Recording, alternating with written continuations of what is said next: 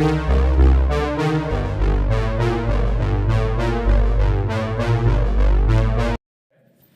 इसी को आप फिगर्स में कन्वर्ट करें, अगर हम 22 से 39% को अगर हम फिगर्स में कन्वर्ट करें तो यानी करीब 28 करोड़ से लेके 56 करोड़ लोग जो है इंडिया की पॉपुलेशन में वो आर्थराइटिस से ग्रस्त हैं।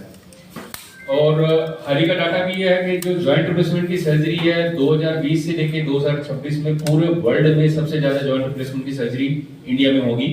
अभी जो हाल की फिगर है करीब 25 lakh joint replacement annually India में होते हैं।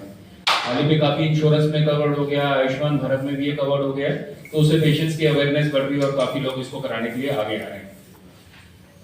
कुछ साल पहले जो है कि ये बहुत ही बड़ी सर्जरी मानी जाती थी, टोटल नी रिप्लेसमेंट या जॉइंट रिप्लेसमेंट जिसको हम बोलते हैं। करीब पेशेंट को 3 से 4 हफ्ते हॉस्पिटल में रखा जाता था, रिहैब होता था।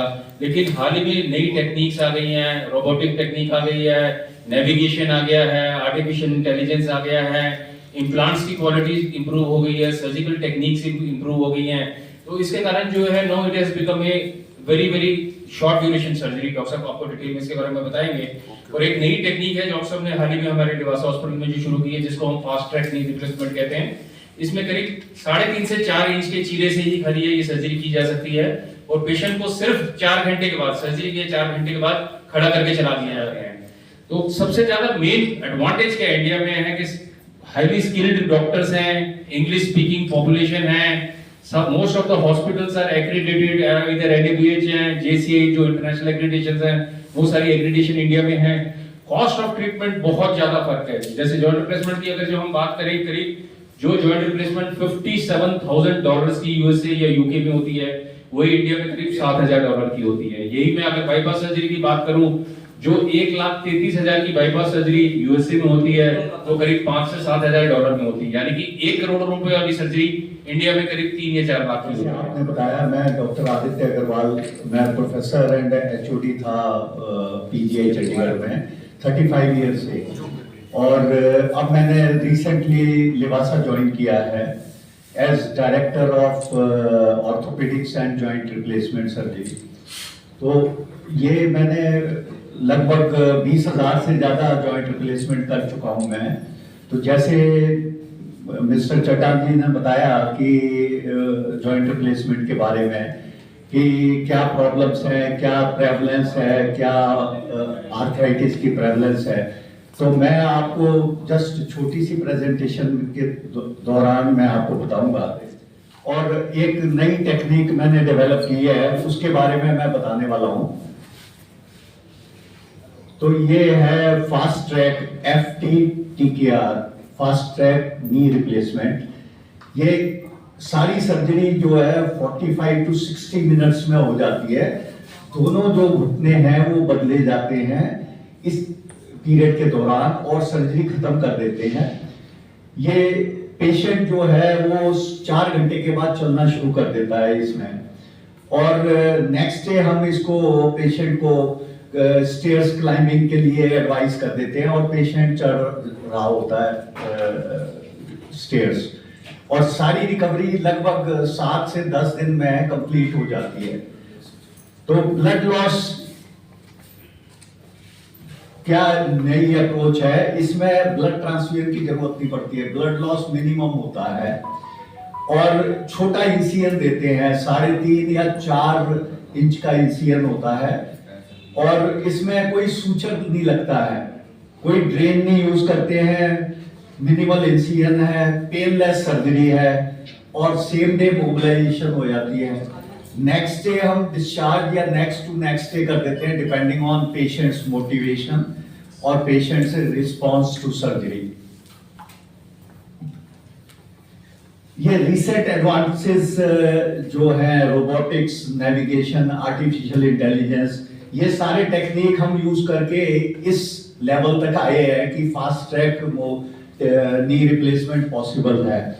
इसमें हम latest high and implants use करते हैं, और गोल्ड इम्प्लांट्स है, ज़िरकोनियम है, डिपेंडिंग ऑन पेशेंट्स रिक्वायरमेंट, तो वो यूज करते हैं ताकि जो ये लॉन्ग टर्म आउटकम होते हैं, पहले तो एक पर्टिकुलर ऑप्टिमम चार्जेस है, ठीक है, उसमें हो जाता है।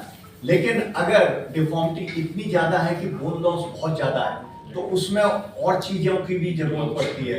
लॉन्ग स्टेम है, स्टेम जाना डालना पड़ता है, वेजेस डालने पड़ते हैं, ठीक है।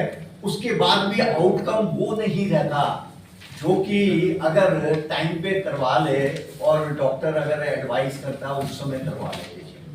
इंडिया के जो पेशेंट है उनका भी वही चार्ज है और जो आउट ऑफ कंट्री से आते हैं उनका भी इंटरनेशनल पेशेंट का सर अलग होता है, उनको यूजुअली पैकेज होता है क्योंकि उसमें right from stay, pickup, food, sight seeing सारा चीज उसमें इंक्लूसिव होता है। फार्माकोलॉजिकल है कि अगर अर्ली स्टेज में पेशेंट है, सीढ़ियों से चढ़ता उतरता है, उसको पेन शुरू हो गई है, सुबह उठता है स्टिफनेस हो गई है, ठीक है, ये अर्ली लक्षण होते हैं बीमारी के। उसी समय फिजिशियन को कंसल्ट करके अगर कर दिया जाए, उसमें एक्सरसाइजेस का बड़ा रोल है। वॉकिंग है, फिजियोथेरेपी है, उसमें साइकिलिंग, जॉगिंग, ये सारी एक्सरसाइज है जो प्रिवेंट करती है। लुब्रिकेशन की जरूरत होती है नी को, और साथ में diet, good diet, calcium rich diet, high protein diet, green leafy vegetables, vitamin C, antioxidants, D, E, ये सारे अगर इनका ख्याल रखा जाए तो फिर ये बढ़ती नहीं है। और अगर थोड़ा बढ़ जाती है तो फिर फार्माकोलॉजिकल ट्रीटमेंट जो होता है कि इसमें पेन किलर्स होते हैं, एंटी इन्फ्लेमेटरी ड्रग्स होती हैं, ग्लूकोसामिन होता है, कॉन्ड्रोइटिन एंड ग्लूकोसामिन, वो इंजेक्शन के तौर पे भी लगवा सकते हैं जब डॉक्टर एडवाइस करता है। अगर इन चीजों से पेशेंट ध्यान रखे तो ये बढ़ती नहीं है या स्लो हो जाता है प्रोसेस।